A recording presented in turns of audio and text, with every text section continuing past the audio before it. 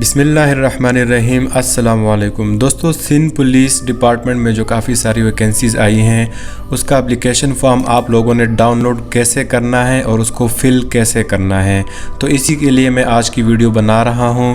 दोस्तों, आपने इसी पेज पर आना है, इसका लिंक मैंने डिस्क्रिप्शन में दे दिया है। तो जब आप इस पेज पर आ जाएंगे तो आपने यूँ नीचे आना है बॉटम में और यहाँ से डाउनलोड एप्लीकेशन फॉर्म पे आपने क्लिक करना है। तो ये एप्लीकेशन फॉर्म आ जाएगा। अब मैं आपको बताता हूँ कि आप लोगों ने इसको फिल कैसे करना है। सबसे पहले आपने एक अदद तस्वीर अपनी यहाँ पे लगानी है, पेस्ट करनी है, किसी गम वगैरह से स्टेपल नहीं करनी। फिर आपने यहाँ पे अपना पर्सनल इन्फॉर्मेशन इंटर करना है। साथ में लिखा हुआ है कि अगर आपने कोई भी मालूमात मुकम्मल यहाँ पे नहीं लिखी, आधी लिखी, तो आपका जो दरख्वास्त फॉर्म है, एप्लीकेशन फॉर्म, वो कैंसिल कर दिया जाएगा। सबसे पहले आपने अपना पूरा नाम लिखना है, फुल नेम लिखना है, कैपिटल लेटर्स में, तमाम हरूफ बड़े होने चाहिए। हर एक खाने में एक एक वर्ड लिखेंगे। इसी तरह फिर आपने अपना फादर नेम लिखना है, वालिद का नाम, वो भी कैपिटल लेटर्स में लिखना है। उसके बाद आपने जेंडर सेलेक्ट करना है, मेल फीमेल। उसके बाद अपने डेट ऑफ बर्थ लिखनी है, यहाँ पे आप तारीख़ लिखेंगे। उसके बाद इस डैश के बाद आपने यहाँ पे महीना लिखना है और उसके बाद यहाँ पे आपने अपना साल लिखना है, डेट ऑफ बर्थ का। उसके बाद यहाँ पे आपने CNIC नंबर यानी कि शनाख्ती कार्ड नंबर लिखना है। इन डैशेस पे आपने कुछ भी नहीं लिखना, जो खाने खाली हैं इस पे आपने सब कुछ नंबर्स लिखने हैं। उसके बाद CNIC नंबर दोबारा से आपने यहाँ पे लिखना है। उसके बाद आपने अपना जो मोबाइल नंबर है वो लिखना है, जो आपके ज़ेरे इस्तेमाल हो, हर टाइम आपके पास अवेलेबल हो। आपने यहाँ पे अपना फ़ोन नंबर लिखना है। उसके बाद आपने अपना ईमेल एड्रेस लिखना है यहाँ पे, ताकि बाद में वैकेंसी से रेलिवेंट जो भी बातचीत हो, मालूमात हो, आपको ईमेल के ज़रिए बताई जा सके। परमानेंट एड्रेस यानी कि आपका मुस्तकिल पता आपने यहाँ पे लिखना है कैपिटल लेटर्स में। उसके बाद आपने डोमिसाइल प्रोविंस लिखना है कि आपका जो डोमिसाइल है वो कौन से सूबे का है। सूबा सिंध है, बलोचिस्तान, पंजाब, KPK, जो भी सूबा है आपने यहाँ पे लिखना है। उसके बाद आपने डोमिसाइल डिस्ट्रिक्ट लिखना है, ज़िला लिखना है, कौन से ज़िले का डोमिसाइल है। उसके बाद आपने यहाँ पे अपना मज़हब सेलेक्ट करना है, मुस्लिम या गैर मुस्लिम। तो जौन सा आपका मज़हब है उस पर आप टिक करते जाएंगे। उसके बाद अगर कोई आपकी डिसेबिलिटी, माजूरी है तो आप यस लिखेंगे, यस पे टिक करेंगे। अगर आपकी कोई भी माजूरी नहीं है तो आप नो पे टिक करेंगे। उसके बाद आपने करंट ऑक्यूपेशन, मौजूदा पेशा आपने लिखना है। अगर आप सरकारी मुलाजिम हैं तो आपने गवर्नमेंट सर्वेंट पे टिक करना है। अगर आप प्राइवेट कोई काम कर रहे हैं प्राइवेट कंपनी में तो इस पर आप टिक करेंगे। अगर आप बेरोज़गार हैं तो आपने इस जॉबलेस पे टिक करना है। अगर आप एक्स सर्विसमैन यानी कि साहबका पिछले टाइम किसी भी सरकारी इदारे में काम कर चुके हैं या किसी फोर्सेस में तो आपने इस पे टिक करना है। उसके बाद ये वैकेंसी का नाम है जूनियर क्लर्क BPS 11। आपने इस पे टिक करना है क्योंकि आप इसमें अप्लाई कर रहे हैं। उसके बाद आपने नीचे आना है, यहाँ से आपने डिज़ायर्ड टेस्ट सेंटर सेलेक्ट करना है। यहाँ पे लिखा हुआ है कि PTS आपको जो है टेस्ट सेंटर अलॉट करेगा, आपको बताएगा कि आपने टेस्ट कहाँ पे देना है। तो जो इन सब में से आपको करीब पड़ता हो या आप वहाँ पे रहते हो तो उस पर आप टिक करें। इसमें है ईस्ट कराची, वेस्ट कराची, सक्कर, हैदराबाद, मीरपुर ख़ास, लाड़काना, नवाबशाह और शहीद बेनज़ीराबाद। अगर कोई भी इसमें से आपने सेलेक्ट करना है तो सिंपल उस पर आप टिक का निशान लगाएंगे। उसके बाद आपने आना है एकेडमिक क्वालिफ़िकेशन की तरफ। आपने जितनी भी तालीम हासिल की उसकी तरफ आएंगे। ये तमाम तर जो कॉलम्स है फिलअप करेंगे। इसमें ऊपर लिखा हुआ है कि प्लीज़ इंटर इट प्रॉपरली। आपने इसको ध्यान से और एक्यूरेटली सही तरीके से फिल करना है। सबसे पहले आपने मैट्रिक का लिखना है, डिग्री और सर्टिफिकेट टाइटल आपने लिखना है कि आपने मैट्रिक साइंस में की है या कंप्यूटर में की है या O लेवल किया है। तो आपने यहाँ पे SSC और बाकी तमाम डिटेल्स लिखनी है। उसके बाद ईयर ऑफ पासिंग, कौन से साल में आपने मैट्रिक की है। उसके बाद टोटल नंबर आपने कितने हासिल किए हैं। उसके बाद टोटल नंबर थे कितने आपके। उसके बाद आपने यहाँ पे परसेंटेज लिखना है। उसके बाद डिवीज़न लिखना है कि आपकी जो है फर्स्ट डिवीज़न है, सेकंड डिवीज़न है, थर्ड डिवीज़न है। उसके बाद आपने यहाँ पे बोर्ड का नाम लिखना है कि कौन से बोर्ड से आपने वो मैट्रिक की है। उसके बाद आपने इसी तरह अगर आपने इंटरमीडिएट भी किया है, FSC या डिप्लोमा, तो आपने वो यहाँ पे लिखना है। डिग्री का टाइटल और नाम सेम वही आपने ईयर ऑफ पासिंग और तमाम डिटेल्स लिखनी है जिस तरह हमने मैट्रिक के लिए की है। फिर अगर आपने बैचलर्स किया हुआ है 14 साल वाला यानी कि BA आपने किया है तो आप लिखेंगे। उसके बाद ही सेम आपने MPhil तक आना है। अगर आपने कोई भी तालीम, अगर आपने सिर्फ मैट्रिक की है तो मैट्रिक को फिल करेंगे और बाकियों को खाली छोड़ देंगे। उसके बाद आपने नीचे आना है, यहाँ पे लिखा हुआ है other certification, diploma, course, computer skills data. अगर आपने कोई एक्स्ट्रा कोर्स किया हुआ है तो आप यहाँ पे वो तमाम डिटेल्स इंटर करेंगे, अगर एक्स्ट्रा कोई क्वालिफ़िकेशन आपने की हो। तो सबसे पहले आपने इसी तरह इंस्टीट्यूशन नेम लिखना है, कौन से इदारे से आपने वो कोर्स किया हुआ है। उसके बाद उस कोर्स का नाम क्या था, कंप्यूटर कोर्स था, इंग्लिश स्पोकन कोर्स था, जो भी था वो आपने यहाँ पर लिखना है। फिर आपने ड्यूरेशन लिखनी है, किस तारीख़ से किस तारीख़ तक आपने किया है, और टोटल ड्यूरेशन, टोटल कितने महीने या कितने साल का वो कोर्स था। इसी तरह आपने फिर ये डिप्लोमा के लिए लिखना है, ये कोर्स का पोर्शन है, ये डिप्लोमा का है, ये सर्टिफिकेट का है।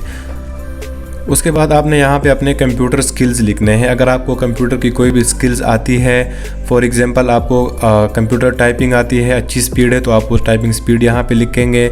इसके अलावा आप MS ऑफिस अच्छी तरह यूज़ कर लेते हैं तो वो लिखेंगे। विंडोज़ आप इजीली यूज़ कर सकते हैं, इंस्टॉल कर सकते हैं तो वो भी लिखेंगे। कंप्यूटर से रेलिवेंट, कंप्यूटर के मुताबिक जितने भी आपके स्किल्स हैं वो आपने यहाँ पर लिखने हैं। उसके बाद लिखा हुआ है कि आप जिस भी बैंक में ये पैसे जमा करवाएंगे, इनकी फ़ीस जमा करवाएंगे, वो आपने ओरिजिनल जो स्लिप है, ओरिजिनल आपने कापी इसके साथ अटैच करनी है और PTS ऑफिस भिजवानी है। अगर आपने इसके साथ ये अटैच नहीं किया तो आपकी जो दरख्वास्त है वो रिजेक्ट कर दी जाएगी, वो वापस कर दी जाएगी। उसके बाद नेक्स्ट चलते हैं, यहाँ पे कुछ ज़रूरी इंस्ट्रक्शंस हैं जो कि आपने फॉलो करने हैं। सबसे पहली इंस्ट्रक्शन इसमें ये है कि ये जो एप्लीकेशन फॉर्म है ये आपको फ्री ऑफ कॉस्ट दी जा रही है, फ्री में, इसको कहीं से भी ख़रीदा या बेचा नहीं जा सकता। उसके बाद दूसरे नंबर पे ये लिखा हुआ है कि अगर आप लास्ट डेट के बाद ये दरख्वास्त फॉर्म भेजते हैं तो आपका दरख्वास्त फॉर्म कैंसिल कर दिया जाएगा, एप्लीकेशन फॉर्म।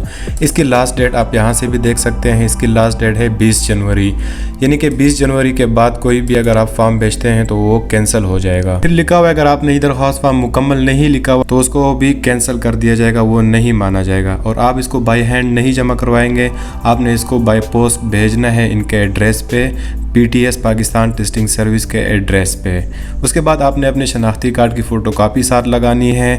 उसके बाद आपने कंप्यूटर का नॉलेज आपके पास लाजमी होना चाहिए। आप इस पोस्ट के लिए अप्लाई कर रहे हैं तो ये कंप्यूटर से रेलिवेंट है। उसके बाद लिखा हुआ है अगर आपने कोई भी मालूमात यहाँ पे गलत लिखी हुई है तो तब भी आपका एप्लीकेशन फॉर्म रिजेक्ट कर दिया जाएगा। उसके बाद आपने ये भी करना है कि टेस्ट के टाइम, इंटरव्यू के टाइम आपने ओरिजिनल डॉक्यूमेंट्स साथ लेके जाने हैं। उसके बाद लिखा हुआ है तमाम जो क्राइटेरिया है वो PTS वो जो है अरेंज करेगा आपके टेस्ट की बेस पे, आपकी क्वालिफ़िकेशन, डोमिसाइल, पर्सनल डेटा और प्रोफेशनल एक्सपीरियंस की बेस पे वो डिसाइड करेगा। उसके बाद लिखा हुआ है कि आपको कोई भी TA नहीं दिया जाएगा टेस्ट के लिए। उसके बाद लिखा हुआ है कि अगर आपकी जगह कोई और आपका एग्ज़ाम टेस्ट देने की कोशिश करता है तो इन दोनों के ख़िलाफ़ जो है कानूनी कार्रवाई की जाएगी। उसके बाद लिखा हुआ है कि तमाम जितने भी कोई डिसेबल्ड पर्सन हैं, फीमेल्स, ऑर्फन्स, यानी कि कोई बाहर के माइनॉरिटीज़ या गैर मुस्लिम हैं तो वो भी इसमें अप्लाई कर सकते हैं। उसके बाद लिखा हुआ है कि सिंध पुलिस को ये इख्तियार हासिल है कि वो किसी भी टाइम ये वैकेंसीज कैंसिल कर सकें या इनकी तादाद बढ़ा सकें या और इसमें पोजीशंस भी ऐड अप कर सकें। लास्ट में लिखा हुआ है कि आप जो भी फ़ीस जमा करवा रहे हैं ये आपको वापस नहीं की जाएगी, ये नॉन रिफंडेबल है। उसके बाद आपने इन चेक लिस्ट पे आना है, इन पे बारी बारी टिक करना है। सबसे पहले ये है कि आपने अपना अंगूठा और दस्तखत फॉर्म पे कर दिए हैं कि नहीं। अगर आपने कर दिए हैं तो आपने इसको टिक मार्क लगाना है। उसके बाद जो तमाम इन्फॉर्मेशन इन्होंने मांगी हुई है आपने वो लिख दी है। अगर वो लिख दिए हैं तो आपने इसको टिक करना है। उसके बाद आपने CNIC की फ़ोटोकॉपी अगर लगा दी है तो इसको टिक करेंगे। उसके बाद आपने फ़ीस जमा करवा दी है, ओरिजिनल चालान फॉर्म इस पर अटैच कर दी है तो आप उसको टिक करेंगे। उसके बाद नीचे आएंगे, ये अंडरटेकन है, तस्दीक है, आपने यहाँ पे अपना नाम लिखना है और यहाँ पे आपने अपना फादर नेम लिखना है। इसमें लिखा हुआ है कि आपने जो भी इंफॉर्मेशन इस दरख्वास्त फॉर्म पे लिखी है वो बिल्कुल सही है, एक्यूरेट है और आप PTS के अकॉर्डिंग तमाम तर टेस्ट वगैरह जो है उसको देंगे उसके उनके अहकामात के मुताबिक। उसके बाद आपने अपना लेफ़्ट थंब इम्प्रेशन यानी कि बाएं हाथ का अंगूठा यहाँ पे लगाना है और यहाँ पे साथ आपने डेट भी लिखनी है। उसके बाद यहाँ पे आपने अपना दस्तखत, अपना सिग्नेचर यहाँ पे करना है। उसके बाद ये एड्रेस है Pakistan testing service, PTS headquarter, 3rd floor, Adeel plaza, Fazal Haq road, blue area, Islamabad. आपने इस एड्रेस पे ये एप्लीकेशन फॉर्म भेजना है। उसके बाद यहाँ पे ये चालान फॉर्म है, ये 2 चालान फॉर्म है, ये आपने जमा करवाने हैं बैंक में। 320 रुपये इसकी फ़ीस है। में आपके पास 3 ऑप्शंस हैं, ऑनलाइन, मोबाइल पैसा और बैंक। अगर आप ऑनलाइन इनकी फ़ीस जमा करवाना चाहते हैं तो ये अकाउंट्स नंबर लिखे हुए हैं, HBL बैंक और UBL दोनों के लिखे हुए हैं। तो आप ऑनलाइन भी जमा करवा सकते हैं। अगर आप ऑनलाइन जमा करवाते हैं तो इस पर टिक करेंगे। अगर मोबाइल पैसा यानी कि ईजी पैसा से आप जमा करवाना चाहते हैं तो इस पर टिक करेंगे। अगर आप बैंक में जाके ख़ुद जमा करवाना चाहते हैं तो बैंक में टिक करेंगे। तो अगर आप बैंक में जमा करवाना चाहते हैं तो यहाँ पे आपने ब्रांच नेम लिखना है, ब्रांच कोड और पेमेंट डेट यानी कि किस डेट को आपने ये फ़ीस जमा करवाई है। साथ में आपने अपना फुल नेम यहाँ पे लिखना है। यहाँ पे वो शर्त नहीं है कि आपने कैपिटल लेटर्स में लिखना है, बस आपने अपना फुल नेम लिखना है। यहाँ पे father name, mobile number, CNIC number inter करना है और यहाँ पे अपने सिग्नेचर करके आपने 320 रुपये जमा करवाने हैं। तो आप यूनाइटेड बैंक लिमिटेड के किसी भी ब्रांच में जमा करवा सकते हैं या फिर आप HBL हबीब बैंक लिमिटेड के किसी भी ब्रांच में ही जमा करवा सकते हैं। वो आपकी चॉइस है, जो आपको नज़दीक पड़ता हो, जो आपको इजी पड़ता हो। तो दोस्तों ये थी आज की वीडियो डिटेल्स, एप्लीकेशन डिटेल्स। उम्मीद करता हूँ आपको वीडियो अच्छी लगी होगी। इसको लाइक करें, हमारे चैनल को सब्सक्राइब करें ताकि मज़ीद जितनी भी अच्छी जॉब्स हैं और दरख्वास्त फॉर्म फिल कैसे करने हैं आप उनसे अपडेटेड रहें।